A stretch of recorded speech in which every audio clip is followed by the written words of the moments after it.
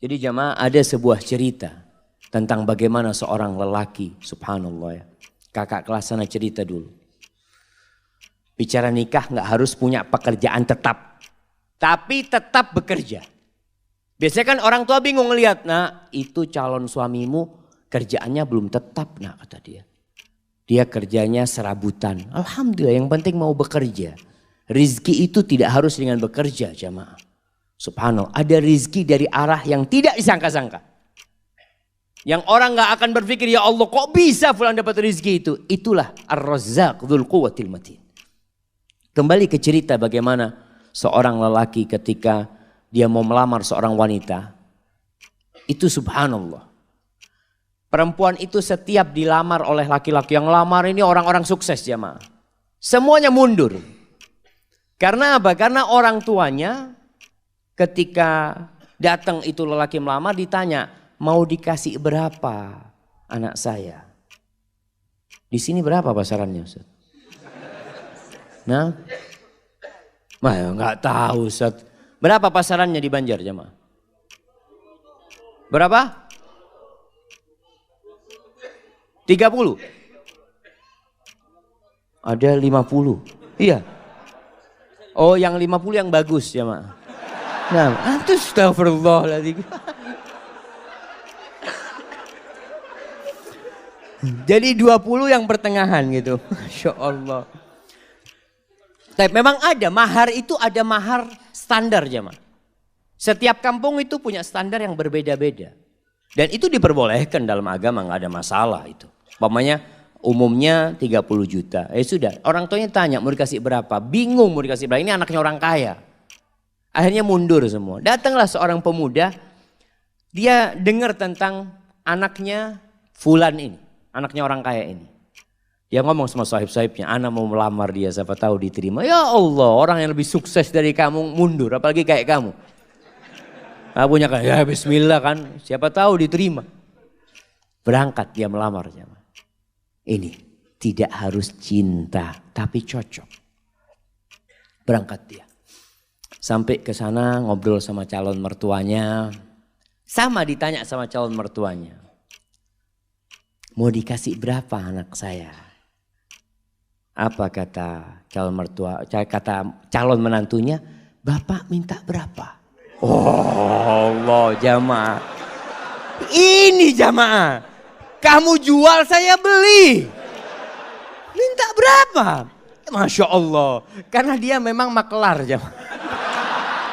Dia itu kerjanya maklar kemana-mana. Jadi ngomong gitu tuh biasa dia. Dia minta berapa Bapak gitu. Waktu itu sebelum Krismon jamaah. Oh zaman ini ceritanya jamaah. Kata orang tuanya berapa? 15 juta nggak apa-apa kata dia. Cuma 15 juta paman kata dia. Subhanallah jemaah. Jangan paman. Masa anaknya Ami yang dari kecil Ami rawat ya. Ami besarkan, Ami sekolahkan cuma dihargai 15 juta. Ami anak kasih 1 miliar. Betul ini ceritanya jemaah. Tapi sekarang anak gak punya duit. Iya memang dia gak punya duit. Artinya dia ingin ngasih gitu jemaah. Antum ketawa. Subhanallah jemaah. Subhanallah. Akhirnya ya sudah. Diterima jemaah. Itu keluar dari sana teman-temannya bingung. Kok bisa diterima kamu kata dia. Ada ceritanya kata dia. Masya Allah. Akhirnya menikah. Menikah dengan utang dia. Mahar itu boleh utang. Makanya ketika antum menikah.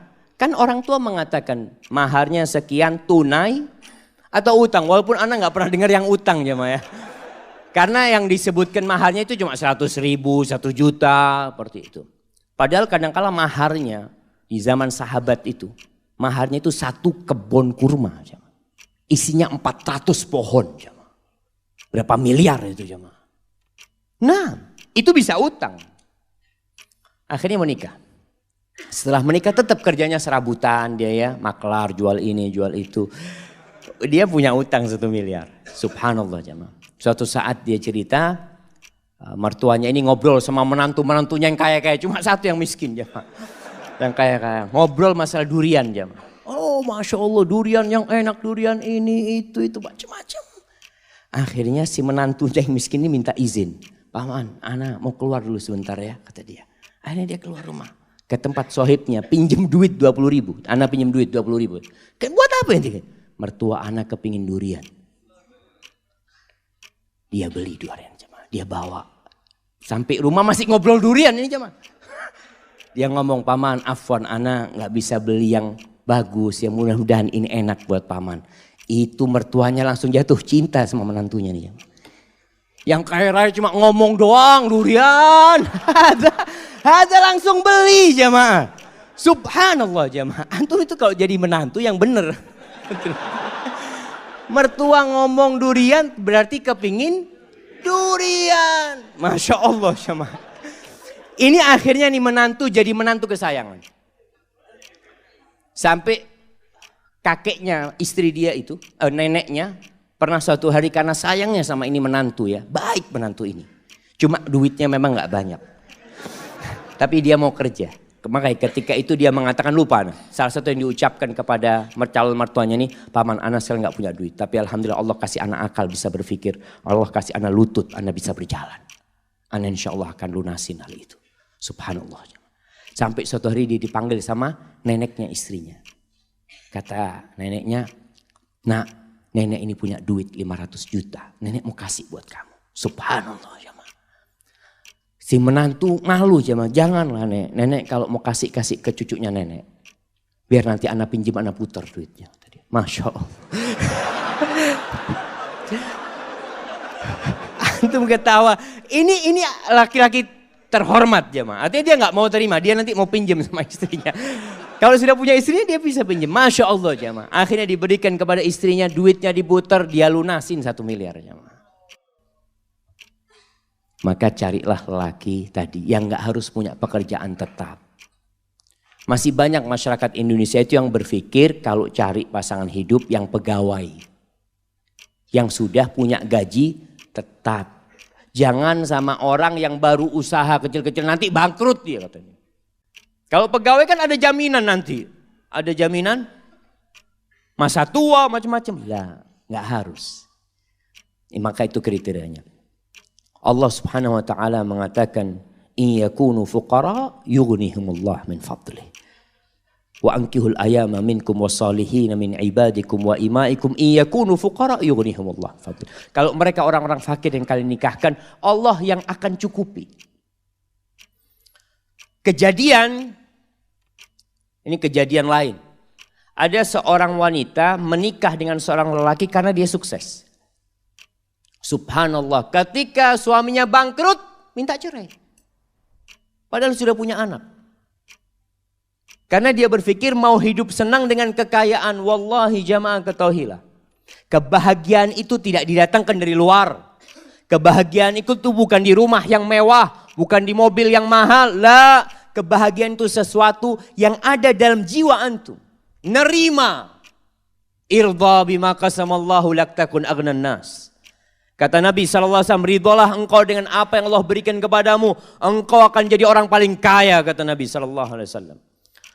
Tapi adapun kalau mau cari istri, maka Rasul SAW mengatakan tungkahul mar'ali arba. Wanita itu dinikahin karena 4 hal. Nah, yang sudah menikah bisa sebutkan, anak kasih hadiah. Nah, yang sudah menikah, antum sudah nikah. Nah, berdiri. Karena kecantikannya. 4. Karena kekayaannya. Karena keturunannya, nasabnya. Karena enggak mandul. Agamanya mana? Taib, tunggu dulu pertanyaannya. Antum menikahi istri antum enggak nyebutkan agama, berarti antum cuma 3.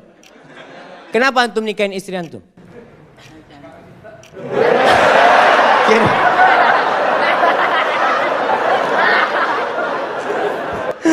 Masya Allah, Masya Allah. Ambil hadiahnya. Hadiahnya ditukar, Afan. Hadiahnya ditukar.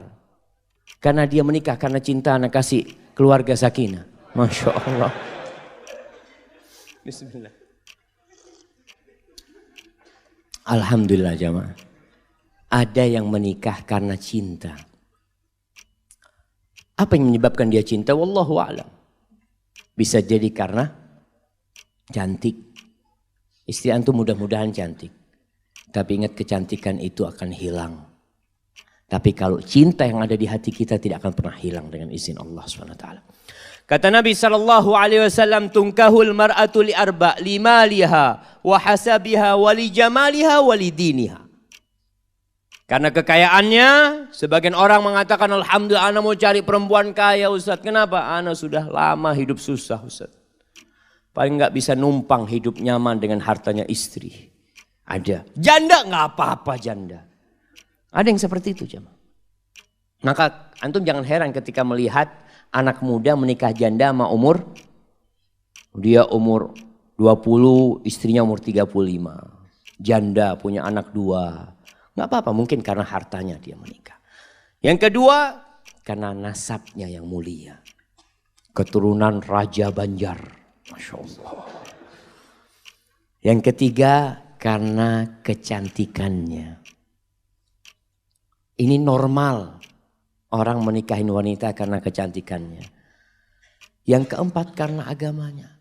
Lalu apa kata Nabi SAW? Fadfar bidhatid din taribat yadak. Kalau engkau ingin beruntung dalam kehidupanmu, engkau ingin merasakan kebahagiaan, keharmonisan dalam rumah tanggamu, fadfar bidhatid din.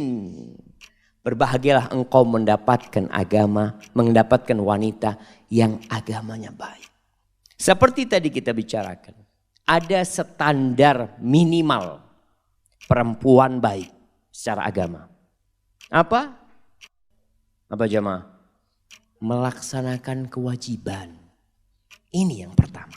Jadi standar perempuan itu melaksanakan kewajiban. Ustaz, tapi dia nggak pernah ngaji ke masjid Ustaz. Nah, yang penting kewajiban dia laksanakan. Sholat yang 5 waktu. Puasa di bulan Ramadan. Dia menutup auratnya. Dia berbakti kepada orang tuanya.